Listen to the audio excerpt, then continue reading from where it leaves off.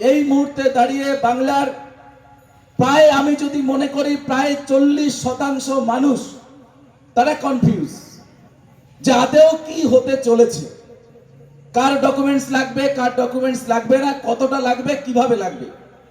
কারণ একটা মার্কেটিং করা হচ্ছে, মূলত তৃণমূল কংগ্রেস মার্কেটিংটা করছে এবং তাদের করতেই হবে। কেন করতে হবে? যদি তাদের পার্টির অ্যাঙ্গেল থেকে আমরা ভাবি তৃণমূল কংগ্রেসের মূলত ভোটার কারা, এক কথায় উত্তর দেবে তৃণমূল কংগ্রেসের নেতা থেকে সাধারণ মানুষ, যে তৃণমূল কংগ্রেসের মূলত ভোটার হচ্ছে মুসলিম ভোটার। এই মুসলিম ভোটার বাংলায় দু রকমের আছে, আপনারা জানেন। এক রকমের মুসলিম ভোটার আছে যারা বাংলার স্থানীয় বাসিন্দা। স্থানীয় বাসিন্দা মানে আজকের দিনে যখন বাংলা বিভক্ত হয়েছে 1947 সালে, অর্থাৎ বাংলাকে দুটো ভাগে ভাগ করা হয়েছিল, তখন বাঙালিদের মধ্যে দুটো ভাগ ছিল। একটা ভাগ বাঙালি ছিল যারা বলেছিল আমরা ভারতীয়, আরেকটা ভাগ বাঙালি ছিল যারা বলেছিল আমরা মুসলমান। যারা ভারতীয় ছিল তারা ভারতবর্ষে থেকে গেছিল, আর যারা বলেছিল আমরা মুসলমান তারা বাংলাদেশে চলে গেছিল, আর কেউ পাকিস্তানে চলে গেছিল। এটা নিশ্চয়ই আজকের দিনে কারোর কাছে আর প্রমাণ করার ব্যাপার নেই। ফলে 1947 সালে যারা ভারতবর্ষ ভাগ হওয়ার সময় যারা ভারতীয় ছিল, নিজেকে বলতো আমরা প্রথম পরিচয় ভারতীয়, দ্বিতীয় পরিচয় আমরা মুসলমান, সেই সমস্ত মুসলমানরা বাংলার স্থানীয় মুসলমান। এই জায়গাতে আমার মনে হয় প্রত্যেকের ক্লিয়ার ধারণা হওয়া উচিত। এবার আরেক রকম মুসলমান বাংলায় আছে। কারা তারা? এই মুসলমানগুলো হচ্ছে বাংলাদেশ থেকে এসছে। কিভাবে এসছে? বাংলাদেশে যারা আছে তাদের কোনো না কোনো আত্মীয় এখানে আছে, কারণ তারা, আপনারা জানেন তাদের প্রোডাকশন রেট কত আছে। যত বেশি প্রোডাকশন রেট তত বেশি আত্মীয় হয়, এবং আত্মীয়তার জাল এত পর্যন্ত তাদের বিস্তৃত, বাংলাদেশ থেকে শুরু করে এখানেও তাদের আত্মীয়তা আছে। এবার ওদের একটা মিল আছে ধর্মীয়গতভাবে। তাদের যারা দেখবেন মোল্লারা, তারা যখন বক্তব্য রাখে, মৌলবীরা, তারা বলে যে আমরা ইউরোপ দখল করব, আমেরিকা দখল করব। কোনো যুদ্ধ করে নয়, টাকার বিনিময়ে নয়, আমরা সন্তান জন্ম দিয়ে যুদ্ধ, আমরা ইউরোপ দখল করে নেব। এটা আমার কথা নয়, যদি আমার কথা হয় কে বলবে দেখে। আমি বাংলাদেশে বহু মৌলবীর কথা আমি শুনেছি, তারা বলেছে আমরা ইউরোপ দখল করব, আমেরিকা দখল করব। তারা ওই দুটো দেশ কেন বলে? কারণ ওখানে শান্তি আছে। আর যার সঙ্গে কোনো শান্তি নেই, তাদের দেখবেন নামের কাছে লেখা আছে পাকিস্তান, নাকি পবিত্র শান্তির জায়গা। আমি আজকে একটা সোশ্যাল মিডিয়াতে একটা পোস্ট দেখলাম, ওপরে লেখা আছে পাকিস্তান ল্যান্ড অফ পিস, মানে শান্তির দেশ, আর নিচে আছে বাংলা, যেখানে সব মানে ব্যবসার নাকি পীঠস্থান। অর্থাৎ পাকিস্তানের শান্তি নেই, বাংলায় ব্যবসা নেই। এই দুটোকেই মার্কেটিং করা হয় পশ্চিমবঙ্গের তৃণমূল কংগ্রেসের পক্ষ থেকে। আর তাদের যে ভোটার, মূলত সেই ভোটারকে আপনাদের বুঝতে হবে, যারা এখানকার মুসলমান, অর্থাৎ 1947 সালে আজকের দিনে যারা ভারতবর্ষে থেকেছিল, সেই সমস্ত মুসলমানদের সঙ্গে পাশাপাশি বাংলাদেশের মুসলমানরা, তারা 71 সালের পরবর্তী সময় হু হু করে বাংলাদেশ থেকে এখানে আসার চেষ্টা করেছে। তারা এসেছে। কিভাবে এসেছে? তারা মেডিকেল ভিসার মাধ্যমে এসেছে। মিলিয়ে নেবেন যদি কোনো কথা আমি মিথ্যা বলে থাকি। ভারতবর্ষের ব্যাঙ্গালোর আপনারা যাবেন, যশবন্তপুর এক্সপ্রেস, চেন্নাইতে করমন্ডল এক্সপ্রেস, দুটো ট্রেনের নাম বললাম, দুটোই রাত্রেবেলা হাওড়া থেকে ছাড়ে। ওই ট্রেনে যাবেন, এখন 1 বছর হলো বন্ধ আছে, কারণ গত বছর 5ই আগস্ট বাংলাদেশে যখন জোর করে সরকার পরিবর্তন হয়, তখন ইকুয়েশন কিছু পাল্টে গেছে। কিন্তু তার আগে আপনারা যদি কেউ ব্যাঙ্গালোর বা চেন্নাইতে যেতেন কাজের জন্য বা চিকিৎসা করার জন্য, আপনারা দেখতেন প্রতিটা কামরায় 70 থেকে 80টা রিজার্ভেশন সিট থাকে। তার মধ্যে অর্ধেক রিজার্ভেশন সিট করে কারা? পাসপোর্ট দিয়ে তারা রিজার্ভেশন করে, কারণ তাদের কাছে আধার কার্ড নেই, ভোটার কার্ড নেই। তারা কারা? রিপাবলিক অফ বাংলাদেশ লেখা আছে পাসপোর্টে, অর্থাৎ ওরা বাংলাদেশ থেকে এসছে। কারণ বাংলাদেশে জ্বর হলে তার ট্রিটমেন্ট করার ক্ষমতা নেই ওদের। অর্থাৎ জ্বর থেকে পেট খারাপ হলেই যদি পয়সা থাকে তারা চলে আসে ভারতবর্ষে। আর তখন যখন ভারতবর্ষে আসে, তারা আসে কোথায়? ব্যাঙ্গালোরে। তারা আসে কোথায়? হায়দ্রাবাদ। তারা আসে কোথায়? বোম্বে, ক্যান্সারের ট্রিটমেন্ট করানোর জন্য। অর্থাৎ আজকের দিনে ভারতবর্ষের সব থেকে উন্নত শহরে, সেখানে এসে তারা মেট্রো পরিষেবা দেখে, সেখানে এসে দেখে নাগরিক পরিষেবা দেখে, সেখানে এসে তারা 5 স্টার ফ্যাসিলিটিস দেখে, এই সমস্ত কিছু দেখার পরে তারা ভাবে আমরা যদি এখান থেকে বাংলাদেশে চলে যাই আমাদের তো সেই আবার 20 টাকায় রিক্সায় উঠতে হবে। অর্থাৎ 20 টাকায় রিক্সা, 25 টাকায় মুড়ি, এই জীবন থেকে তারা বাঁচার জন্য ভারতবর্ষে থেকেই যায়, তারা আর বাংলাদেশে যায় না। এই সংখ্যাটা আজকে প্রায় 1 কোটিতে ছেয়ে গেছে। এই বিষয়টা আপনাদেরকে বুঝতে হবে। আপনারা চলে যান ব্যাঙ্গালোর, চেন্নাই, যে শহরগুলোর নাম বললাম, আপনারা দেখবেন ছোটখাটো কাজের সঙ্গে যারা যুক্ত তাদের মেজরিটি বাংলাদেশি মুসলমান। আমাদের সরকার, ভারত সরকার এই জায়গাতে এই প্রতিবাদ এনেছে যে আমরা এই এসআইআর এর মাধ্যমে, আমরা সিএ এর মাধ্যমে ভারতবর্ষের না কোনো হিন্দুর নাগরিকত্ব আমরা নিতে চাই, না ভারতবর্ষের কোনো মুসলমানের নাগরিকত্ব আমরা কেড়ে নিতে চাই। আমাদের উদ্দেশ্য একটাই, যে সমস্ত বাংলাদেশের মুসলিম যারা এখানে আত্মীয়তা করার কারণে এখানে এসে থেকে গেছে, যারা এখানে মেডিকেল ভিসায় এখানে এসে থাকার পরে আর তারা দেশে যাচ্ছে না, যাদের সংখ্যা আজকে প্রায় 1 কোটি। ভাবতে হবে 1 কোটির সংখ্যা কোনো মামুলি বিষয় নয়। এই 1 কোটি মানুষ যারা ভারতবর্ষের বিভিন্ন জায়গায় আছে, ভারতবর্ষের বিভিন্ন জায়গায়, কলকাতায় নিউ মার্কেট চলে যান আপনারা, নিউ মার্কেটে যে সমস্ত দেখবেন ছোট ছোট দোকানদার, তাদেরকে জিজ্ঞেস করবেন 2 ধরনের মানুষ পাবেন।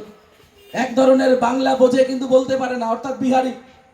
আর আরেক ধরনের আছে বাংলা শব্দ শুনলেই আপনারা বুঝতে পারবেন যে সেও বাঙালি, আমরাও বাঙালি, কিন্তু পার্থক্যটা কোথায়? সে বাংলাদেশের বাঙালি আর আমরা এখানকার বাঙালি। অর্থাৎ ভারতবর্ষের সমস্ত বড় বড় শহর কিন্তু এরা আজকে গ্রাস করে নিয়েছে। তাই যদি আমরা এই বিষয়টা না বুঝি, আজকে যারা রাজনৈতিক কারণে, আমি বলছি মুকুটমণি বাবু, তিনি বিধায়ক, তিনি এখানে বড় বড় কথা বলেছেন যে বিজেপি নাকি এখানকার হিন্দুদেরকে বাংলাদেশে তাড়িয়ে দেবে। যদি তাই হয়, যদি সেই কথাই সত্যি হয়, এবং তার পাশাপাশি তার বক্তব্য যদি সত্যি হয়, কারণ তার বক্তব্য 4 বছর ধরে আমি শুনছি, তিনি নিজেকে মতুয়া হিসাবে দাবি করেন, মতুয়ার নেতা। মতুয়া মানে কি? মতুয়া মানে যারা ওপর বাংলায় হরিচাঁদ গুরুচাঁদ ঠাকুরের যারা শিষ্য, হরিচাঁদ গুরুচাঁদ মতাদর্শের যারা দীক্ষিত, যেমন আমরা। তাহলে যদি কেউ চলে যায়, তাহলে কিন্তু আপনাকেও চলে যেতে হবে বিধায়ক বাবু। যে মানুষগুলোকে আপনি ভয় দেখাচ্ছেন এখানে যে আপনাদেরকে তাড়িয়ে দেবে, এই মানুষগুলো চলে গেলে তো সবার আগে আপনার পরিবারও বাংলাদেশে চলে যাবে। এটাও তো আপনাকে বুঝতে হবে। রাজনীতির কারণে রক্তের সঙ্গে বেইমানি, রাজনীতির কারণে ধর্মের সঙ্গে যারা বেইমানি করে, ইতিহাস কখনো তাকে ভুলে যায় না, ইতিহাস কখনো তাকে ক্ষমা করে না। আজকে এই জায়গাটায় বুঝতে হবে। শুধু ডাক্তার বাবুকে আমি বলছি না, তৃণমূল কংগ্রেসের যে সমস্ত নেতা, কর্মী, সমর্থক, ভোটার যারা ওপর বাংলা থেকে এসেছেন, ওপর বাংলায় তাড়া খেয়ে লাথি খেয়ে যারা এসেছেন, এপার বাংলায় এসে রাজনৈতিক কারণে তৃণমূল কংগ্রেস করে জয় বাংলা স্লোগান দিচ্ছেন। জয় বাংলা স্লোগান অনেকেই জানেন, যদিও আমি বিশ্বাস করি যে এই জয় বাংলা স্লোগান বাংলাদেশের স্লোগান। বাংলাদেশের যারা মুসলিম এই জয় বাংলা স্লোগান দিয়ে তারা পাকিস্তানের বিরুদ্ধে 1971 সালে তারা যুদ্ধ ঘোষণা করেছিল। আজকে সেই জয় বাংলা আমাদের রাজ্যে করানো হচ্ছে। এর যদি আমরা আসল রহস্য না বুঝতে পারি, তাহলে আমরা সত্যি ভাবের ঘরে আমরা চুরি করব। তাই আপনাদের কাছে আমি বিস্তারিত বক্তব্য রাখতে গেলে অনেকটা সময় পেরিয়ে যাবে, ইতিমধ্যে অনেকটা সময় পেরিয়ে গেছে। মূলত যে বিষয়টা আমি বলতে চাই, খুব সহজভাবে ভাববেন যে বাঙালিদেরকে আজকে আমরা 2টো ভাগে যদি ভাবি, একটা বাঙালি যারা স্থানীয়ভাবে এখানকার বাঙালি, যারা পূর্বপুরুষোত্তরভাবে বাংলায় এখানে বসবাস করছেন, সেই সমস্ত বাঙালিদের তো চিন্তার কোনো কারণ নেই। আরেক রকম বাঙালি যারা আছে, যারা কোনো না কোনো সময় বাংলাদেশ থেকে এখানে এসেছেন, সেই বাঙালিদের মধ্যেও 2% আছে যারা হিন্দু, তারা শরণার্থী হিসাবে ভারতবর্ষের নাগরিকত্ব পাবেন। কিন্তু যারা মুসলমান ওপর বাংলা থেকে এসছেন, তাদের কাছে আমরা একটা পরিষ্কার মেসেজ করতে চাই যে ভারতবর্ষের সিটিজেনশিপের যে সমস্ত আইন কানুন আছে, যার মধ্যে একটা আইন আছে, আপনি ভারত সরকারের কাছে যদি 12 বছর বসবাস করেন ভারতবর্ষে, এবং ভারত সরকারকে যদি আপনি 12 বছর ধরে ট্যাক্স দেন, তাহলে আপনি ভারত সরকারের কাছে আবেদন করতে পারবেন যে আপনি ভারতবর্ষের নাগরিক। অর্থাৎ বাংলাদেশি মুসলিম যারা দীর্ঘদিন ধরে এখানে বসবাস করছেন, তারা যদি ভারত সরকারের কাছে আবেদন করেন, এই জায়গাটা সকলের কাছে ক্লিয়ার বুঝতে হবে। তারা যদি আবেদন করেন এবং সরকার যদি সন্তুষ্ট হয়, তাহলেই একমাত্র তারা নাগরিকত্ব পাবে। অর্থাৎ আবেদন করলেই নাগরিকত্ব পাবে এরকম কোনো প্রশ্ন নেই। আর অন্যদিকে যারা বাংলাদেশ থেকে হিন্দু যারা এসছেন, বারংবার আমাদের নেতারা বলেছেন আমি আপনাদের কাছে আরেকবার বলে যাই, অভয় অভয় বলেন, বক্তব্য বলেন, প্রতিজ্ঞা বলেন, দায়িত্ব বলেন, যেটাই বলুন না কেন, ওপার বাংলা থেকে হোক আর এপার বাংলা থেকে হোক, যে মানুষটি বাংলায় কথা বলে, যে মানুষটি ধর্মীয়ভাবে হিন্দু, সেই মানুষটির জন্য পশ্চিমবঙ্গ সহ গোটা ভারতবর্ষে একমাত্র রাজনৈতিক দল যদি কেউ থেকে থাকে, সেটা একমাত্র ভারতীয় জনতা পার্টি। দ্বিতীয় কোনো রাজনৈতিক দল কোনো হিন্দুদের জন্য কোনোদিন কথা বলেনি আর ভবিষ্যতেও বলবে না। ফলে যদি হিন্দু হয়ে থাকেন, ভারতীয় জনতা পার্টির কোনো নীতির সঙ্গে সরাসরি কোনো বিরোধে যাবেন না, কারণ মনে রাখবেন, বিপদে একমাত্র ভারতীয় জনতা পার্টি আপনার পাশে দাঁড়াবে, অন্য কোনো রাজনৈতিক দল পাশে দাঁড়াবে না, যার জলজান্ত প্রমাণ আপনারা বিগত দিনে বহু দেখেছেন। বর্তমানে দেখবেন একটা জিনিস হচ্ছে, রাজনৈতিক খুন বেড়ে গেছে। কারা মরছে? কারা? তৃণমূল কংগ্রেস। মারছে কারা? তৃণমূল কংগ্রেস। অভিযোগ কারা করছে? তৃণমূল কংগ্রেস। কার বিরুদ্ধে অভিযোগ? সেটাও তৃণমূল কংগ্রেসের। এবারে সেই মারা এই দুটোর মধ্যে দুটো ঘটনা আবার ঘটছে। কোন জায়গাতে দেখা যাচ্ছে তৃণমূল কংগ্রেসের প্রকৃত যারা ভোটার, মানে মূল ভোটার, কোর ভোটার, সেই সংখ্যালঘু মুসলিম মারছে সংখ্যালঘু মুসলিম। এবার দেখা যাচ্ছে যখন তৃণমূল কংগ্রেসের নেতা কিছুদিন আগে ভাঙড়ে হলো, গুলি খেয়ে একটা মাধ্যমিক ফেল ছেলে তাকে মেরে দিল, মারল কে? তৃণমূল কংগ্রেস। 10 দিনের মধ্যে তার দেখলাম বউকে ডেকে নিয়ে গিয়ে মুখ্যমন্ত্রী সেখানে চাকরি দিয়ে দিল। আমার কথা, ভালো কথা তৃণমূল কংগ্রেস করতো, গুলি খেয়ে মারা গেছে, তৃণমূল কংগ্রেস মেরে দিয়েছে, অত্যন্ত দুঃখের বিষয়। দলের লোককে মেরে দিল, তাহলে দলের উপরে যে বসে আছে চাকরি দিয়েছে, খুব ভালো কথা। তার 4 দিনের মধ্যে উত্তরবঙ্গের দিনাজপুর জেলায়, খুব সম্ভবত দক্ষিণ দিনাজপুরে, সেখানেও দেখলাম তৃণমূল কংগ্রেসের আরেকজন নেতা মার্ডার হলো। কিন্তু এবারে তার বউ চাকরি পায়নি। কেন চাকরি পায়নি? একটু খোঁজ নিয়ে দেখলাম তার টাইটেল মন্ডল না বিশ্বাস, এরকম কিছু একটা হবে। কোনো মোল্লাও নেই তার নামের পাশে, বা অন্য কোনো টাইটেল নেই, অর্থাৎ পিওর হিন্দু। অর্থাৎ তৃণমূল কংগ্রেসের হিন্দু নেতা মরলে, তৃণমূল কংগ্রেসের প্রথম থেকে শুরু করে একদম শেষ পর্যন্ত তৃণমূল কংগ্রেসের কোনো নেতার কোনো সহানুভূতি নেই। আপনারা চ্যালেঞ্জ দিলাম, গোটা রাজ্যে আপনারা খুঁজে দেখান, একটা জায়গা তো দেখাতে পারবেন না যেখানে হিন্দু তৃণমূল কংগ্রেসের নেতা মার্ডার হয়েছে আর তার পরিবারের কেউ চাকরি পেয়েছে, কোনো সরকারি অনুদান পেয়েছে, একটা ঘটনাও আপনারা দেখাতে পারবেন না। কিন্তু মুসলিম যদি মারা যায়, রাতারাতি হয় চাকরি, নালে টাকার প্রতিশ্রুতি নিয়ে তার বাড়িতে হাজির হয়ে যায়। এই ঘটনা দেখার পরেও আমাদের এলাকার জেলা পরিষদের সহসভাপতি দাদা বলছিল, বড় বড় কথা বলেছে, যার নিজেই নাকি 2002 সালের ভোটার লিস্টের নাম নেই, আর তৃণমূল কংগ্রেস করে জয় বাংলা বলছে। কালকে যদি তার পরিবারে এরকম ঘটনা ঘটে, আমরা চাই না কোনো রাজনৈতিকভাবে কোনো অপসংস্কৃতি আমরা বিশ্বাস করি না। আমরা আশা করি ভগবানের কাছে, ভগবানের কৃপায় তারা সুস্থ থাকুক। কিন্তু গতকালকে যদি এরকম তৃণমূল কংগ্রেসের কোনো হিন্দু পরিবারের ঘটনা ঘটে যায়, মনে রাখবেন তার পাশে একমাত্র বিজেপি দাঁড়াবে, তৃণমূলের কোনো নেতা দাঁড়াবে না, তৃণমূলের ওই বিধায়ক দাঁড়াবে না, তৃণমূলের ওই জেলা সভাপতি দাঁড়াবে না, তৃণমূলের মমতা বন্দ্যোপাধ্যায় দাঁড়াবে না। দেখবেন দাঁড়াবে আপনার বাড়ির পাশে কোনো বিজেপির কোনো নেতা, কোনো কর্মী, কোনো সমর্থক। তাই আপনাদের কাছে বলবো, এই এসআইআর নিয়ে কোনো ভাবনা চিন্তার বিষয় নেই। এসআইআর একটা নর্মাল পদ্ধতি। নামটা যেহেতু এবার ইংরেজিতে দিয়েছে, তাই কিছু মানুষের মধ্যে জটিলতা তৈরি হয়েছে। মানুষ ভাবছে এটা আবার কি, এসআইআর মানে স্যার নাকি? আমিও প্রথম ভেবেছিলাম, স্কুলে মাস্টারমশাইদের আমরা স্যার বলি, এসআইআর। পরে আমরা দেখলাম, যখন একটু ঘেটে ঘুটে দেখলাম, জটিল কোনো বিষয় নেই। এসআইআর একটা নর্মাল বিষয়। যারা আজকে লাল ঝান্ডা নিয়ে বড় বড় কথা বলে, এই লাল ঝান্ডা তো পড়ে গেছে। 2002 সাল আমি দেখেছি নিজের চোখে। বাড়িতে এসে জিজ্ঞেস করছে মোটরসাইকেল কটা আছে। আমাদের টিনের ঘর, তখন এসে জিজ্ঞেস করছে কটা মোটরসাইকেল আছে। আমি তখন ছোট, মাধ্যমিক পরীক্ষা দেবো। আমি বললাম সিপিএম এর নেতারা কটা মোটরসাইকেল কেনার ক্ষমতা করে দিয়েছে, কটা মোটরসাইকেল কেনার ক্ষমতা, এটা জিজ্ঞেস করছে মোটরসাইকেল। পরে বুঝলাম যেটা ভোটার ভেরিফিকেশন হচ্ছে, মানে যে ভোটারগুলো সেই সময় ছিল তাদের ভেরিফিকেশন চলছে। তাহলে 2002 সালে যেটা নর্মালি হয়ে গেল, আজকে সেটা নিয়ে এত চিৎকার চেঁচামেচি কেন হচ্ছে? কারণ 2002 সালে তখন সিপিএম ক্ষমতায় ছিল, তারা শক্তিশালী ছিল, তারা রাজনৈতিকভাবে তৃণমূল কংগ্রেসের সঙ্গে মোকাবেলা করার মতন ক্ষমতায় তারা ছিল, তারা সেই সময় শাসক দল ছিল, ফলে সেই সময় তাদের প্রয়োজন হয়নি। কিন্তু আজকের দিনে মমতা বন্দ্যোপাধ্যায় এবং তৃণমূল কংগ্রেসকে যদি 2026-এর নির্বাচনে জিততে হয়, তাহলে এই রোহিঙ্গা যে 30 লক্ষ ভোটার কার্ড তারা নকল বানিয়েছে, ওই রোহিঙ্গাদের ভোটারকে বাঁচাতে হবে। 40 লক্ষ যে বাংলাদেশি মুসলমানদের ভোটার তারা বানিয়েছে, সেই ভোটারদেরকে বাঁচিয়ে রাখতে হবে। তার কারণ এই 70 লক্ষ ভোটার তারা যেন তেন প্রকারে হোক না কেন এই ভোটারদেরকে বাঁচানোর জন্য তারা চেষ্টা করছে, লড়াই করছে।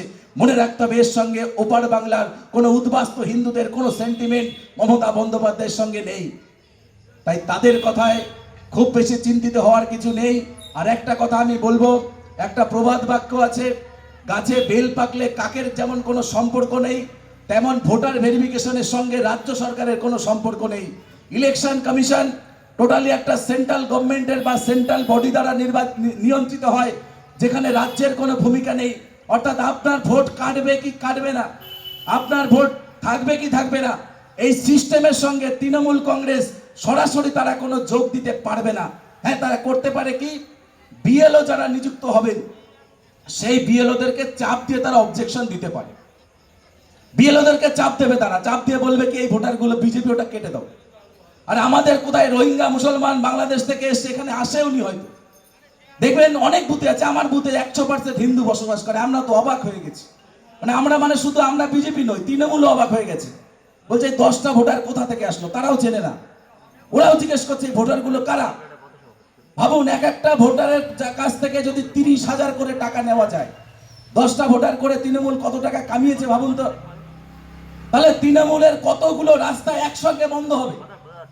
একটা ভোটার কার্ড করলে 30,000 টাকা, একটা আধার কার্ড করলে 10,000 টাকা, একটা রেশন কার্ড করতে পারলে 40,000 টাকা। এই যে একটা বাংলাদেশি মুসলমানের কাছ থেকে 1 লক্ষ টাকা ইনকাম করতো, এটা তো রাতারাতি ব্যবসাটা বন্ধ হয়ে যাবে। তাহলে এই ব্যবসা যাতে না বন্ধ হয় তার কারণে ওরা কিন্তু এসআইআর এর বিরোধিতা করছে। এসআইআর এর সাথে তৃণমূল কংগ্রেসের কোনো সম্পর্ক নেই, রাজনৈতিক কারণে তারা শুধুমাত্র বিরোধিতা করছে, এটা আপনাদের ক্লিয়ার ভাবে বুঝতে হবে। আরেকটা কথা উদাহরণ সহকারে আপনাদের বলবো, আপনারা পুলিশ ভেরিফিকেশন শব্দের সঙ্গে কম বেশি সবাই যুক্ত। একটা সময় পুলিশ ভেরিফিকেশন শুধু পাসপোর্টের জন্য লাগতো, অর্থাৎ যারা বিদেশে যেত লিমিটেড কিছু মানুষ তারা পুলিশ ভেরিফিকেশন করতো। কিন্তু আজকের দিনে যদি আপনার পরিবারের কেউ সরকারি চাকরি পায় বা পেতে চায় বা অন্য বহু কাজের জন্য আপনি যদি একটা ব্যবসাও করতে চান, আপনাকে পুলিশ ভেরিফিকেশন সার্টিফিকেট দিতে হবে। এবারে এই পুলিশ ভেরিফিকেশন সার্টিফিকেটটা দেয় কে? Government of West Bengal. পরিষ্কারভাবে বলছি, একটা জায়গাতে যদি কেউ ভুল প্রমাণ করতে পারেন বলবেন। পুলিশ ভেরিফিকেশন সার্টিফিকেটটা দেয় গভর্নমেন্ট অফ ওয়েস্ট বেঙ্গল, যার মুখ্যমন্ত্রী মমতা ব্যানার্জি এবং রাজনৈতিক দল তৃণমূল কংগ্রেস। কাদের মাধ্যমে দেয়? স্থানীয় থানা, স্থানীয় ডিআইবির মাধ্যমে। থানা পরিচালিত করে কারা? তৃণমূলের ব্লক সভাপতি। ডিআইবি কে পরিচালিত করে কারা? তৃণমূল কংগ্রেসের ব্লক কমিটি। তাহলে থানা বা ডিআইবি যে রিপোর্টটা দেবে, মূলত সেই রিপোর্টটা কাদের রিপোর্ট? তৃণমূল কংগ্রেসের ব্লক কমিটির নেতৃত্ব রিপোর্ট। তাহলে তৃণমূল কংগ্রেস করে একজন হিন্দু সে যখন পুলিশ ভেরিফিকেশন সার্টিফিকেট আনতে যাচ্ছেন, বিবিসি করতে যাচ্ছেন, তখন যদি পাসপোর্ট হয়, যদি জানতে পারে বিদেশে যাবে, যদি ইসরায়েলের কথা শোনে তাহলে বলবে 10,000 টাকা লাগবে। তোমার 71 সালের আগে জমির দলিল নেই, যদি থাকে বলবে মায়ের জন্ম সার্টিফিকেট নেই, যদি থাকে তাও বলবে বাবার বিয়ের সার্টিফিকেট নেই, যদি থাকে তারপরে বলে বাবার জন্মের সার্টিফিকেট নেই। অর্থাৎ যা কিছু আছে সমস্ত কিছু দেওয়ার পরে বলবেন চটি পরে হবে না, জুতো পরে আসতে হতো, যদি জুতো পরে আসেন বলবে ব্লেজার পরে আসতে হতো, তবেই তোমার হবে। অর্থাৎ কোনো না কোনো ভাবে টাকা কামানোর ফন্দি করেছিল এরা পুলিশ ভেরিফিকেশন সার্টিফিকেটের মাধ্যমে। সেটাকে বন্ধ করার জন্য এই এসআইআর করা হয়েছে, সিএএ করা হয়েছে। এই জায়গাতে আপনাদেরকে বুঝতে হবে যে এই পুলিশ ভেরিফিকেশন সার্টিফিকেটের মাধ্যমে কোটি কোটি টাকা এরা তুলতো ডিআইবির মাধ্যমে, যা 25% থানাতে থাকতো, বাকি 75% চলে যেত কলকাতায় ওই কালীঘাটের টালির চালাতে। সেখান থেকে টাকা দিয়ে অবৈধভাবে ডায়মন্ড হারবার মডেল গোটা বাংলায় করত, মুর্শিদাবাদ মডেল করত, মালদা মডেল করত, হিন্দু পরিবারের মা বোনেদের ইজ্জত ধ্বংস করত, হিন্দু বাড়ির দোকানপাট লুট করত, হিন্দুদের উপর অত্যাচার করে যেখানে হিন্দুর সংখ্যা কম সেখানে হিন্দু শূন্য করার এরা চক্রান্ত করত। ওই আপনাদের বাড়ির টাকা নিয়ে আপনাদের কাছ থেকে টাকা তুলে এই জায়গাটা আপনাদের সকলের ক্লিয়ার ভাবে বুঝতে হবে। তাই যখন এই ধরনের তৃণমূলের নেতারা বলবেন যে আমাদের ভোটে নির্বাচিত হওয়ার পরে মুখ্যমন্ত্রী প্রধানমন্ত্রী লোকসভায় দাঁড়িয়ে কি করে বলেন এই ভোটারটা অবৈধ, তাদের কাছে বলবেন যে আমিও তো বৈধ ভোটার, আমি মমতা বন্দ্যোপাধ্যায়কে জিতিয়েছি, কিন্তু আমার ভাইয়ের জন্য যখন আমি পুলিশ ভেরিফিকেশন করতে গেছি তখন আমার 14 পুরুষের সার্টিফিকেট কেন চেয়েছো, কেন তোমরা বলেছে 71 সালের আগে দলিল দেখাতে হবে, এই প্রশ্ন করবেন। দেখবেন তৃণমূল কংগ্রেসের নেতাদের মুখটা আলু শুটকি হয়ে গেলে যেমন হয় তেমন হয়ে যাবে, কোনো উত্তর দিতে পারবেন না। শুধু একটা উদাহরণ দিয়ে আমি আমার বক্তব্য শেষ করব। গত পরশুদিন আপনারা দেখবেন কলকাতার প্রেস ক্লাবে কিছু মহিলা সংগঠনের পক্ষ থেকে তারা প্রেস কনফারেন্স করছে। খুব ভালো কথা, আমরা নারী শক্তিকে সম্মান করি। তারপরে যখন প্রেস কনফারেন্সটা শুরু হলো, হঠাৎ দেখলাম তারা তাদের বক্তব্য শুভেন্দু অধিকারীর বিরুদ্ধে। কেন? কারণ শুভেন্দু অধিকারী কলকাতার যিনি পুলিশ কমিশনার তাকে শুয়োরের বাচ্চা বলেছে। শুনেছেন তো? শুনেছেন তো? আপনারা সবাই শুনেছেন। কখন বলেছে এই জায়গাটা বুঝতে হবে, ভাষাটা মানুষ কখন খারাপ করে জায়গাটা বুঝতে হবে। ঘটনাটা কি ছিল? গত বছর 9ই আগস্ট পশ্চিমবঙ্গের একজন বাঙালি পরিবারের সন্তান, বাঙালি মেয়ে, যে বাংলায় পড়াশোনা করত, বাংলা মিডিয়ামে পড়াশোনা করত, সে বাংলা মিডিয়াম থেকে জয়েন্ট এন্ট্রান্স পরীক্ষায় চান্স পেয়ে সরকারি হাসপাতালে, সরকার মেডিকেল কলেজ থেকে যে এমবিবিএস পাস করার পরে ইন্টার্নশিপ করার জন্য কলকাতার নামকরা আর জি কর মেডিকেল কলেজে সে চিকিৎসা বিভাগে জয়েন করে। সেই চিকিৎসককে ওখানে গণধর্ষণ করে মেরে দেয় এবং মারার পরে সেইটাকে আত্মহত্যা প্রমাণ করার জন্য সরকারের পক্ষ থেকে প্রথম থেকে সেখানে তড়িঘড়ি প্রচেষ্টা দেখা যায়। এবং যখন দেখা যায় মিডিয়া চেপে ধরেছে, বিরোধী রাজনৈতিক দল তারা চেপে ধরেছে, তখন এরা প্ল্যান বি সাকসেসফুল করার চেষ্টা করে, অর্থাৎ সুইসাইড প্রমাণ করা যাবে না। তখন তারা প্রমাণ করার চেষ্টা করেন যে ঘটনা যাতে কোনো রকমের তদন্ত না হয় তার জন্য প্লেস অফ অকারেন্সটাকে পুরো ভেঙে গুড়িয়ে দেয়। অর্থাৎ একবার ভাবুন, কোনো দুর্ঘটনা যদি ঘটে, সেই ঘটনার জায়গা যদি রাতারাতি ভেঙে চুরে পরিষ্কার করে দেওয়া হয়, তাহলে সিবিআই কেন, আমেরিকা থেকে যদি গোয়েন্দা দপ্তর আপনারা আনেন, প্রমাণ আপনারা করতে পারবেন না। তাই স্বাভাবিকভাবে সেই পরিবারের যিনি তার মেয়েকে দর্জির মতন একটা পেশায় হাড়হিম করা পরিশ্রম করে যিনি নিজের মেয়েকে তিল তিল করে বড় করেছিলেন, সেই মায়ের কষ্ট কত হতে পারে, সেই বাবার কষ্ট কতটা হতে পারে আজকে অনুভব করতে হবে। তৃণমূল কংগ্রেসের কোনো নেতা অনুভব করতে পারেননি, অনুভব করেছিলেন রাজ্যের বিরোধী দলনেতা মাননীয় শুভেন্দু অধিকারী। তাই তার বাড়ি থেকে যখন প্রস্তাব দিলেন তারা রাজি হয়ে গেলেন যে 1 বছর পরে আমরা নবান্ন ঘেরাও কর্মসূচি করব। কেন করব? কারণ এই নবান্নে বসে ওই মেয়েটার যে অপরাধী যারা ছিল তাদেরকে বাঁচানোর জন্য ষড়যন্ত্র করা হয়েছে পুলিশ প্রশাসনকে, পুলিশ কমিশনারকে ব্যবহার করে। তাই সেদিনকে মানুষ, রাখির দিন ছিল, গোটা ভারতবর্ষে ছেড়ে দিন, সারা পৃথিবীতে বোধহয় যেখানে রাখি পালন হয় কোনো জায়গাতে কোনো পলিটিক্যাল পার্টির কোনো রাজনৈতিক কর্মসূচি হয় না। তার কারণ ঘরে ঘরে রাখি পালন আমাদের ভারতবর্ষের কালচার, সংস্কৃতি। একবার ভাবুন, এত কিছুর পরেও সেদিন কোনো রকম কোনো গাড়ি দেওয়া হয়নি, মানুষ শুধু নিজের টানে সেদিন কলকাতায় 1 লাখের ওপরে জনসমাগম। তারা যখন রাস্তায় বেঁধে আন্দোলন করছে, উই ওয়ান্ট জাস্টিস নাম করে, আমরা কলকাতার অবয়া তিলোত্তমার বিচার চাই, প্রকৃত বিচার কেন হলো না? মুখ্যমন্ত্রী জবাব চাই, জবাব দাও, জবাব তোমায় দিতে হবে, নইলে গদি ছাড়তে হবে। এই দাবিটা তুলেছিলেন তার মা, তার বাবা। আমরা সেই দাবিতে আমরা সঙ্গ দিয়েছিলাম মাত্র। তাহলে ভাবুন সেই পরিবারের মা বাবার কষ্ট কতটা থাকতে পারে। কিন্তু সেখানে আমরা দেখলাম একজন মায়ের তার একমাত্র মেয়ে গণধর্ষণের শিকার হয়ে মারা গেছে, তিনি বিচার চাইতে যাচ্ছেন।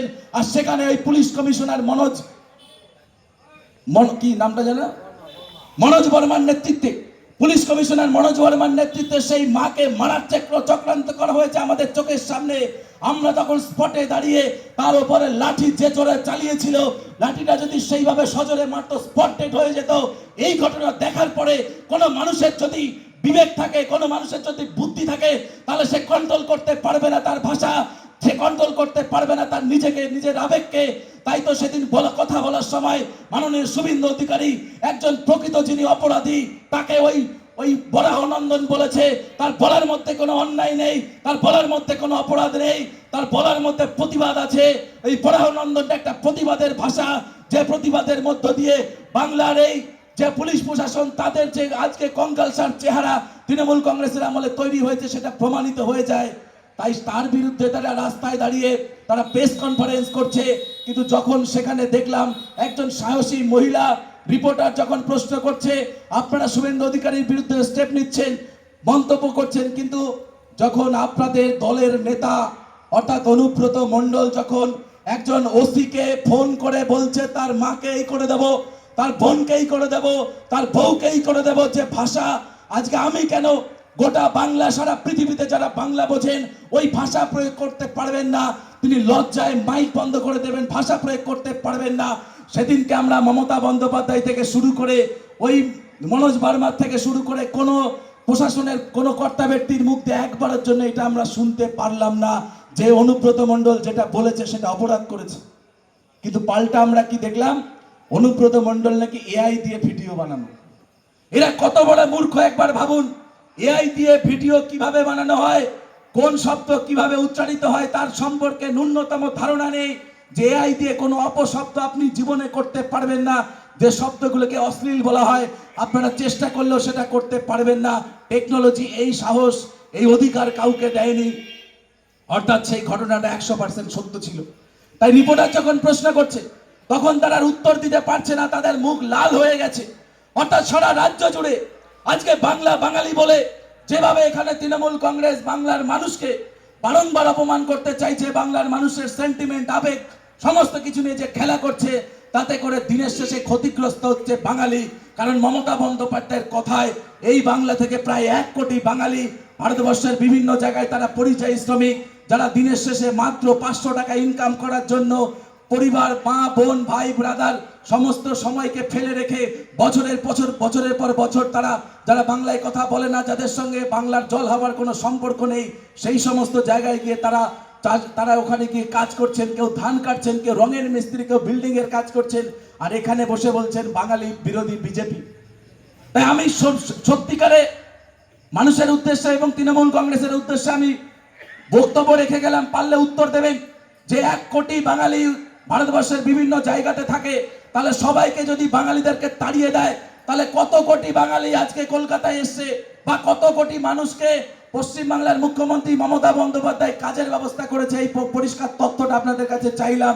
যদি ক্ষমতা থাকে, যদি শিক্ষা থাকে, যদি বিবেক থাকে, বুদ্ধি থাকে, তাহলে আপনারা এই উত্তরটা দিয়ে যাবেন। কিন্তু আমি বিশ্বাস করি দায়িত্বের সঙ্গে যিনি শিক্ষিত, যার বিবেক আছে, যিনি অনেস্ট, যিনি কর্তব্য পরায়ণ, তিনি আর যাই করুক না কেন আজকের দিনে অন্তত তৃণমূল কংগ্রেস করতে পারেন না।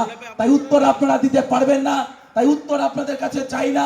শুধু এলাকার যারা সনাতনী হিন্দু মানুষ আছেন তাদের কাছে একটা বলেই আমি আমার বক্তব্য শেষ করব। এসআইআর হোক, সিএ হোক, আপনারা কোনো চিন্তা করবেন না। একটা হিন্দু ভোটারের যদি ভোটার কার্ড বাতিল হয়, তার জন্য আমরা লড়াই করব। তার জন্য আমাদের যত শক্তি আমরা সমস্ত শক্তি দিয়ে দেব। কারণ আমাদের নেতা নরেন্দ্র মোদীজি বলেছেন আমাদের একমাত্র লক্ষ্য বাংলাদেশে যারা শরণার্থী হয়ে এখানে এসেছেন তাদেরকে নাগরিকত্ব দেওয়ার। কোন শরণার্থী হিন্দুদেরকে নাগরিকত্ব করার ইচ্ছা অন্তত ভারতীয় জনতা পার্টির নেই। রাজনৈতিকভাবে তৃণমূল কংগ্রেসের আছে, তার কারণ তারা জানে শরণার্থীরা কেউ তৃণমূল কংগ্রেসকে ভোট দেয় না। তাই আজকের এই সভামঞ্চ থেকে আমি আমার বক্তব্যের মধ্যে যে বিষয়গুলি আমি বলার চেষ্টা করলাম সেটাকে খুব সহজভাবেই বলা যায় যে সিএএ হোক আর এসআইআর হোক, এটা নিয়ে ভাবনা চিন্তা করার জন্য বাঙালি হিন্দুদের কোনো টেনশন করার বিষয় নেই। আপনারা নিশ্চিন্ত ঘুমান। আপনাদেরকে কখন সিএতে আবেদন করতে হবে আমরা বলে দেব, আপনাদের কখন এসআইআর এ কোন ডকুমেন্টস লাগবে আমরা বলে দেব। আপনারা নিশ্চিন্ত থাকুন, কারণ আপনাদেরকে ভারতবর্ষের সম্মানে রাখার দায়িত্ব আমাদের। আপনাদের ভোটের অধিকারকে সুরক্ষিত করার দায়িত্ব আমাদের। আপনাদেরকে সামাজিক নিরাপত্তা দেওয়ার দায়িত্ব আমাদের। আপনাদেরকে অর্থনৈতিকভাবে নিরাপত্তা দেওয়ার দায়িত্ব আমাদের। সকলকে আরেকবার ধন্যবাদ জানিয়ে আমি আমার বক্তব্য এখানে শেষ করলাম। সকলে ভালো থাকবেন। জয় হিন্দ, বন্দে মাতরম, ভারত মাতার জয় হোক। ধন্যবাদ সবাইকে।